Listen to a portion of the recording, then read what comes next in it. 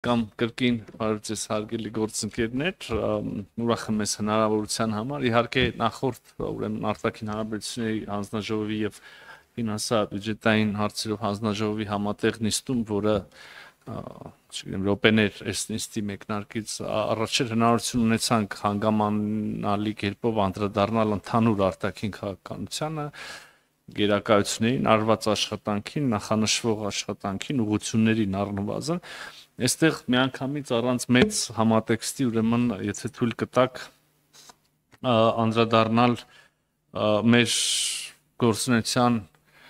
կարևոր ասպեկտներից մեկի, կարևոր ուղղություններից մեկի եվրոպական ինտեգրման վրա, նախ կուզեի հակիրճ, շատ հակիրճ, հնարավորինս հակիրճ անդրադառնալ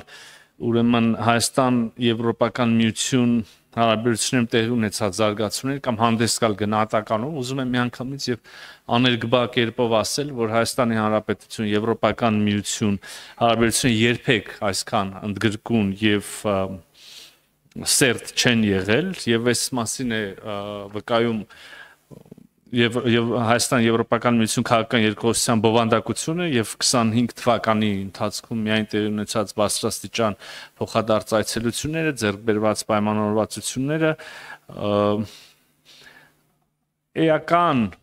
անկյունակարային կրկին իրադարձություն է տեղի ունեցել այս առումով դուք Հայաստանի Հանրապետության ազգային ժողովը մարտին, եթե չեմ սխալվում, ընդունել եք մի օրենք որը Հայաստանի Հանրապետության անդամակցությունը օրենք Եվրոպական միության Հայաստանի Հանրապետության անդամակցության մեկնարկի մասին եւ ըստ այդմ այս քաղաքականությունը արդեն իմպերատիվ է կառավարության համար եւ մասնավորապես արտաքին գործերի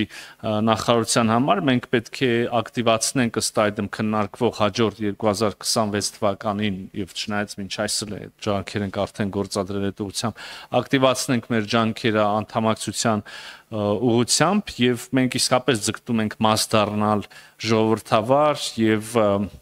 զարգացող ուրեմն բարգավաճ կարող եմ ասել երկրների այս ակումբին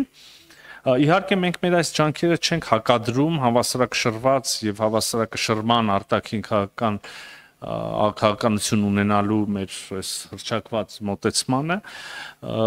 տեղյակ եք որ ըստ այդմ գուցե տեղյակ եք հուսալի տեղյակ եք որ համահունչ ասվածի մենք արտաքին գործերի նախարարությունում օրինակ ստեղծեցինք նոր վարչություն, եվրոպական ինտեգրման վարչություն եւ այս վարչությունը ի թիվս կառավարության մեր մյուս գործընկերների, մյուս գերատեսչությունների կշարունակի իր ամենօրյա աշխատանքը նշվածի ուղղությամբ մենք իհարկե այստեղ բոլորովին հեծանիվ հայտնագործելու մեծ հաշվով անհրաժեշտություն չունենք, կա օրինակ Չեռնոգորիայի փորձը, այլ երկրների փորձ, որոնք անդամակցության շեմին են կամ արդեն անցել են այդ ճանապարհը եւ մենք սերտ կապ ունենք, կապի մեջ ենք նրանց հետ, որպեսզի բոլոր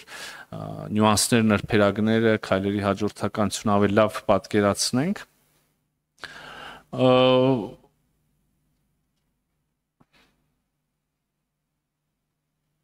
Հայաստան-Եվրոպական միություն ուրեմն հարաբերությունների ամբողջ համատեքստում ես կարևոր տեղ կհատկացնեի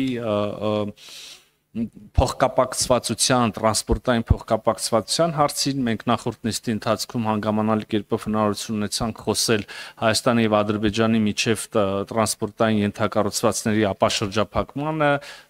պայմանավորվածությունների, սկզբունքներին, նորից չկանգնելով այդ ամեն ինչի վրա, ասեմ, որ այս թեման օրինակ ոչ միայն շատ հետաքրքիր է Եվրոպական միության մեր գործընկերների հետ, այլև նրանք եւս ուզում են իրենց էական մասնակցություն ունենալ ենթակառուցվածքների շահագործման կամ վերաշահագործման, ապաշրջափակման հարցում եւ սա բոլորովին զարմանալի չի, մենք միշտ մոռանում ենք այս լույսով նայել, այս լույսի ներքո նայել ապաշրջափակմանը եւ շատ նեղ ենք երբեմն անարդարացիորեն նեղ ենք անդրադառնում հարցին, իրականում եւ Եվրոպական միությունը եւ ընդհանրապես աշխարհում շատերը այդ գործընթացը, որը տեղի է ունենում Հարավային Կովկասում Հայաստանի Հանրապետության եւ Ադրբեջանի Հանրապետության միջև, դա նկատի ունեմ տրանսպորտային ենթակառուցվածքների ապաշրջափակում, շատ ավելի մեծ պրիզմայով են նայում իրենց համար, քանի անգամ տարբեր երկրներ քանիցս հնարավորություն են ունեցել բարձր մակարդակով ասելու, որ սա մաս է Եվրոպական միության եւ օրինակ կենտրոնական Ասիայի միջև հաղորդակցություն կամ հաղորդակցության նոր ենթակառուցվածք ստեղծելուն այսպիսի պլանով է որ շատ երկրներ դիտարկում են հետապաշրջափակումը եւ այս մասին օրինակ նաեւ ասվեց վերջերս տեղի ունեցած Եվրոպական միության գլոբալ դարպաս երկրորդ համաժողովին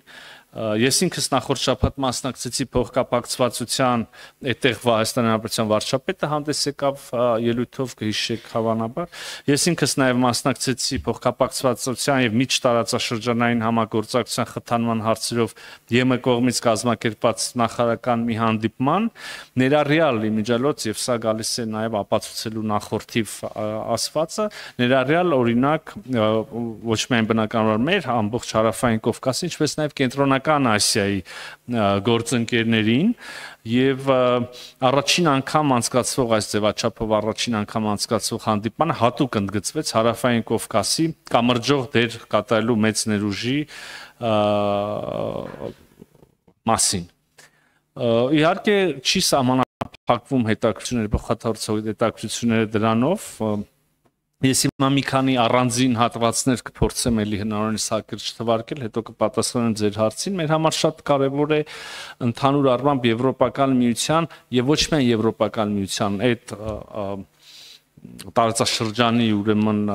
հետ երկրների հետ առանձին երկրների հետ բարձր մակարդակի եւ շատ ինտենսիվ քաղաքական երկխոսությունը, որը ունենք, ես ուզում եմ մեծ կարեւորություն հաղորդել եվրոպական քաղաքական համայնքի 8-րդ գագաթնաժողովին, որը կունենանք անցկացնենք մյուս տարի Հայաստանում, գարնանը մայիսին, սա եւս մի ուրեմն ուղղություն է, որտեղ որը մենք իսկապես շատ կարեւորում ենք եւ մի ձևաչափ է, որը կարեւորում ենք Նախորդիվ Հայաստանի Հանրապետության վարչապետը, այսինքն մշտապես մասնակցում է այս ձևաչափով հանդիպումներին, գագաթնաժողովներին, նախորդի վերջին հանդիպումները տեղի ունեցան Ալբանիայում եւ Դանիայում, հենց Ալբանիայում էր որ որոշում կայացվեց եւ անմիջապես կարճ ժամանակ հետո հայտարարվեց, որ մյուսը տեղի կունենա Հայաստանում 2025-ի սեպտեմբերին ընդլայնման հարցերով հանձնակատար